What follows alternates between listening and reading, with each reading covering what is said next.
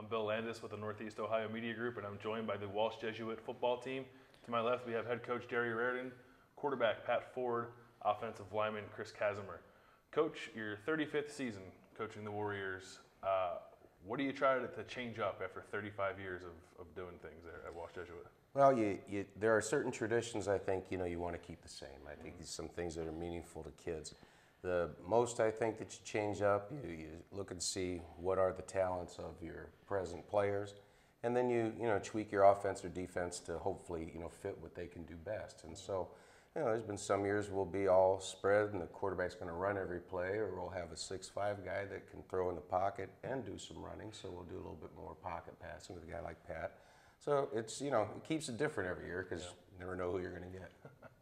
Pat, some renovations to your stadium this year, new turf, new lights. It might seem kind of small to some people, but as a player who's going to be playing on that turf, does that do anything for your confidence knowing you're going to be on a new field with new lights? I mean, it just makes the season a lot more exciting. I think everyone's looking forward to it a lot more. I know the school is, alumni, a lot of people I met in my neighborhood who go to Walsh, so they're going to be stopping by the games because of the new stuff.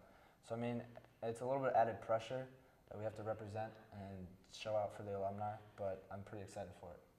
Chris, what's the mood been like for the team throughout the offseason as you guys get ready to head into camp? I think people are real excited. I mean, this is going to be a real big year for us. We finished last season going on a 6-game win streak and just missed playoffs. And that bugged a lot of people, and we got a chip on our shoulder this season. Coach, Chris kind of touched on it, 7-3 last year. What are you expecting? Obviously, you want to improve on that this year. You want to make the playoffs this year. What's it going to take for you guys to take the next step? Well, I think we've been talking about it the whole off season. Last year we kind of gave away our opener, and that left a bad taste in everybody's mouth. So we know we want to get off to a good start this year, have a good showing at opener, get started on the right foot. I think that will really help. We start off the season with 2 losses last year, but these kids just fought back, but it's an uphill battle the whole way. So we're excited about getting this thing started right and getting a faster start, and I think that'll make a big difference for us. Pat, Chris touched on this as well. 7-3 and not making the playoffs is pretty rare. Most teams with that kind of record won't make the postseason. The fact that you guys finished 7-3 and did not make the playoffs, how big of a motivating factor is that for you? I mean, it's a huge motivating factor because the team we had last year, I thought if we made the playoffs, we could have made some noise. And I know the team this year, we have a chance to make some noise. We just have to make sure, as like Coach said, to take care of what we need to take care of and get those wins early and just keep doing what we did last year near the end. Chris, being one of the seniors on this team, talk about how your leadership role changes being a fourth-year guy on this team. I mean, I've been a starter for 3 years now, and just that kind of experience.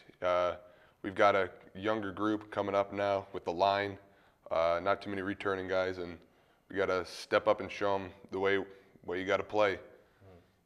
Pat, you're also entering your 3rd year as a starter. What's your comfort level like heading into the season?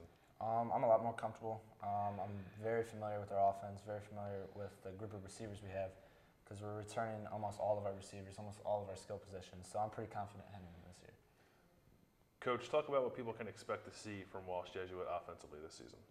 Well, offensively, we want to keep people guessing. We've got like I mentioned, Pat is a 6'5" quarterback that does well in the pocket, but Pat's deceptively fast also, and we're going to make sure that we have people worried about the run and the pass, and we've always been established the run first type offense, and I think Chris has got to lead the way, going to lead the way to do that.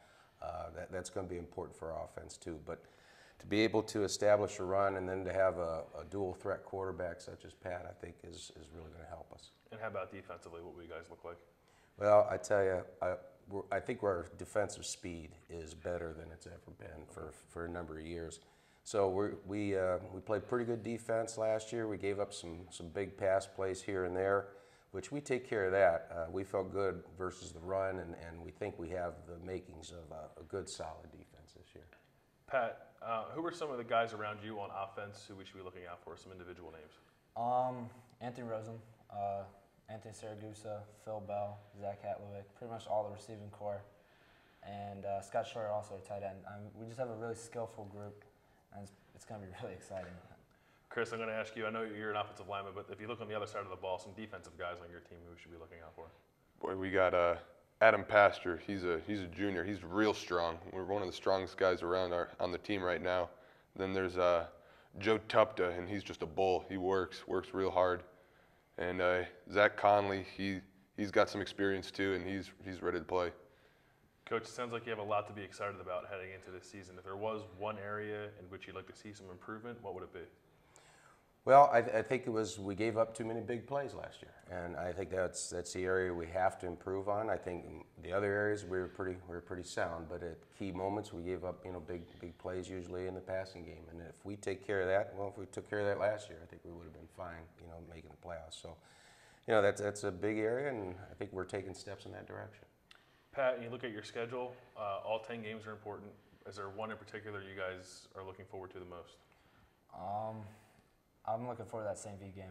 They've beat us twice the past 2 years, 3 times actually.